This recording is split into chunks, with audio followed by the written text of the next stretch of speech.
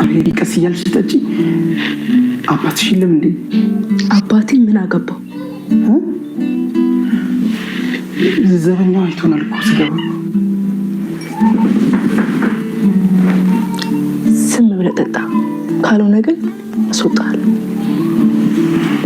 እሺ ቤቢዬ በቃ እጠጣለሁ። እሺ በደንብ ጠጣ። በልነው በሁኔ በውን ሆነ በህልም ሆነ ምን ልዩነት አለው? አለው እንጂ ይሄማ በሁኔ ነው። ይሄም አይኖችሽን እያየሁ ነው። አጠገቤ ቁጭ ብለሻል፣ እየነካሽኝ ነው።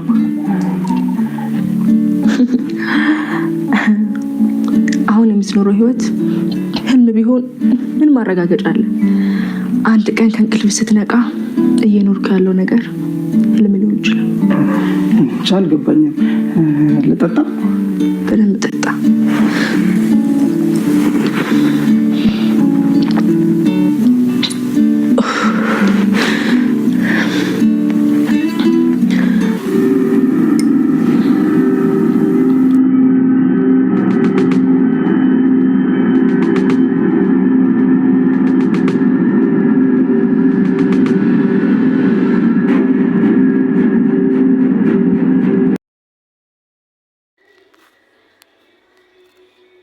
ጉድ ሳይሰማ አይጠባም መስከረም አሉ።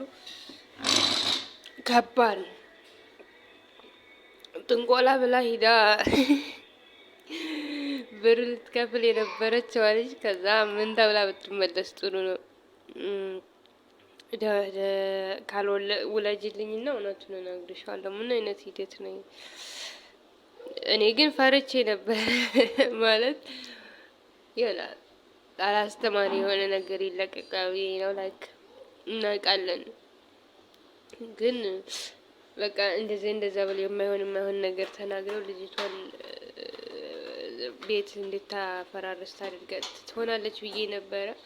ግን እነሱ ጥሩ ሰው ናቸው። እንደዚህ ማለታቸው ጥሩ ሰው ናቸው። ጊሚ ዘመሳስ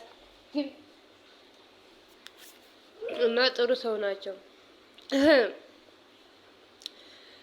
እንግዲህ ያው እንደዛ ብላ ተመልሳለች። አርጁንም እንግዲህ ሊነግራት ፈልጎ ነበር ማለት ዳጣ እኮ የሰውየው ልጅ ናት ምናምን ማለት ብትሰማው ኖሮ በቀደም የሰማውን ማለት እናት ወደ ልታገኝ ስትሄድ አግኝቷት ነበር እና ያንን ነገር ይነግራት ነበር። ግን እሷ ዝም በል ስትለው ዝም ማለት እና ሙቪርካ እና እንግዲህ እንደተመለከታችሁት ነው። ብዙ ጭንቀት አለባቸው ቤተሰቡ። አሁን ደግሞ ዋናዋ ተጨናቂ አቢጌል ናት።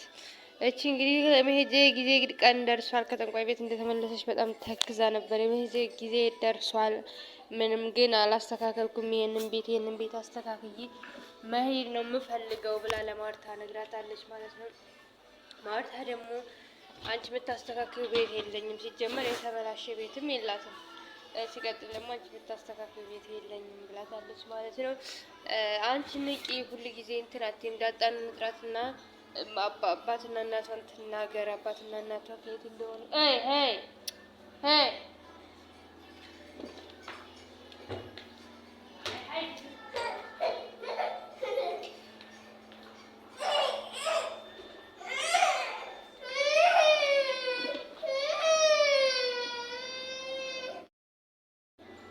እና አባትና እናቷ ከየት እንደሆኑ ትናገረው እያለቻት ነበረ። እኔም እኮ ብዙ ጊዜ ጠይቂያት ነበረ፣ ግን ልትናገር ፈቃደኛ አይደለችም። ስለዚህ ታያት፣ እሷን ታያትና ትኑርበት፣ እሷን ታያትና ነይ እንሂድ፣ አንቺና እኔ እንሂድ ምናምን እያለቻት ነበረ። ከዛ እንግዲህ እሺ ብላት ልትሄድ ነበረ። እንግዲህ ማለት በዛ መሀል እንግዲህ አቢጌል ወደ ቤቷ ወደ ስትወርድ አይታቸዋለች ማለት ነው። እየመከረቻት እንደሆነ ገብቷታል ማለት ነው። አቢጌል ስትጠራ ጸጥ ብላት ወደ ዳጣ ሄደች ማለት ነው። እንግዲህ ዳጣ አቢጌል ከሀገር እወጣለሁ እያለች እየረበሸች ነው አሁን። ምክንያቱም እናቴን ሳያት በጣም የካርኳት ያክል እየተሰማኝ ነው። ስለዚህ እኔ እሷን እንደዚህ እየተሰቃዩ መኖር አልፈልግም። እሷ የእሷን እንትን ማየት አልፈልግም። እኔ ያረኩት ያክል እየተሰማኝ ነው ብላ ለአባቷም ተናግራለች። አባትየውም እንግዲህ ውሳኔን ወስኜ ያሳውቅሻለሁ ምናምን ብሏታል ማለት ነው።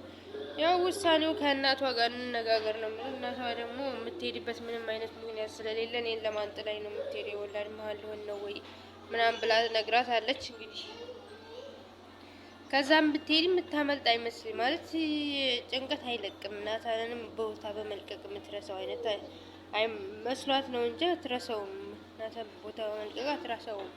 ግን እሷ መሰላት አሁን በቃ መሄድ ፈለገች እና እንግዲህ በጣም ጭንቀት ውስጥ ናት። ዝም ብላ እያለቀሰች ነበረ። እንግዲህ ዳጣ እና ማነው ዳጣ እና ያኛው ደግሞ እነሱ ናታን ደግሞ እንትን እያሉ ነበር ማለት እያወሩ ነበር ስለ እሷ። እንግዲህ አብዬል ደግሞ ማታወራው ያልወሰነችበትን ማድረግ ማፈልገውን ነገር አታወራም ብሏታል ማለት ነው ለዳጣ። ታዲያ ምን ይሻላል ምናምን ያው እነሱ እንግዲህ ልል ያለ ፍቅር ውስጥ ናቸው። ናታን በየትም ተብሎ ተመለስ ቢባል አይመለስም። እንግዲህ ሲጫወቱ አይታቸው ትናንትና ማርታ ማለት ነው ወደ እሷ እየተመለሰ ነው። መቀየሯ ላይ ትሆናል እያለች ነው ሞኘዋ። እሱ ድንገት ያ የእንትን ጉዳይ ነው እንጂ የአጋጣሚ ነገር ነው እንጂ እሱ ዳጣን ነው የሚወደው ማለት ድሮም ዘንድ። በእርግጥ ድሮ እንደዚህ ብትሆን ሊወዳት ይችል ነበር፣ ግን አሁን ደግሞ እሱ ተቀድማለች። በቃ አልፎባታል፣ ጊዜው አልፏል። እሷ የምትወደው ሌላ፣ እሷን የሚወዳት ሰው ሌላ። አግቢ ምናምን ሌላ ሰው አፍቅሪ ምናምን ሲላት፣ አንተ ግን የዋህ ነህ፣ አንዳንዴ ብልጥ ትመስለኛለህ፣ አንዳንዴ ደግሞ ጅል ነህ እያለችው ነበር ናታን። ምክንያቱም እኔ የምወድህ እያለው የምትወድህ ሴት እንደዚህ አይባልም እና ምን ይበላል? ምንም አማራጭ ስለሌለው ነው እኮ ማለት ምንም ማለት ስለማይችል ነው። የሰውና እሆንሻለሁ ብሎ ማይሆን ለሷም ቢሆን ጥሩ አይደለም። ሳይወዳት እወድሻለሁ ብሎ ሌላ ነገር ብትጀምር ከዛ በኋላ ላይፋቸው ምን አይነት በጣም የሚያስጠላ ላይፍ ነው የሚሆንባቸው ብሎ ስላሰበ ነው እንግዲህ ይመስለኛል። ዞሮ ዞሮ እንግዲህ ሁለታቸውም መግባባት አይችሉም። ካሁን በኋላ ፍቅረኛም መሆን አይችሉም እና ያው መድኃኒት የት ሄዳ ነው ምናምን ብሎ ስጠይቃት እራሱ መድኃኒት ከምን ነው ፈለካት እንደ እሷ ግን እይታዋ ለምንድን ነው የምፈልጋት ምናምን እሷ እይታዋ ሲታይ ግን የምትፈልግህ ነው የሚመስለው አለች። ምክንያቱም ባሏ ጋር ራሱ የተፋታች ምሽት ስለምታደርግበት ነው እያለች ነበረ ማለት ነው። እና ግን እሱ ደግሞ ኧረ በስመ አብ በይኝ እንደዚህ አይነት ነገር እኔ ብትፈልገኝ ራሱ አንተማ ላትፈልጋት ትችላለህ፣ ግን እሷ ትፈልጋለች ምናምን ብላ አለችው ማለት ነው። እና እንግዲህ ሰላም ናት ደግሞ ሰላም ደደም ስራ እየሰረች ግግም ሰው መክሯት ነው። ሰው መክሮሽ ይሆናል እንጂ ያለ ሰው መክሯት ይመስለኛል። እንግዲህ አልሄ እዛ ቤት ካልሄድኩ ብላ ግግም ብላለች። ዳጣም ብትላት ምናምን ብትላት እዛ ቤት ከመጣች ደግሞ አስቡት፣ በጣም ከባድ ነው። አመልጧት ራሱ ዳጣ ሰላምም ልትመጣ ነው ምናምን እያለቻት ነበረ። እንግዲህ ልትመጣ ምን ችግር አለው እኔም ልሄድላችሁ ነው ምናምን ብላታለች ማለት ነው። ብቻ ከባድ ማለት ሰላም እዛ ቤት መጣች ማለት የሆነ የሚያስጠላ ነገር ይፈጠራል። በቃ እንደ እሷ ራሱ የደብረት ቤት ከተገዛላ ምን ችግር አለው? የኋላውን ኋላ ያውቀዋል።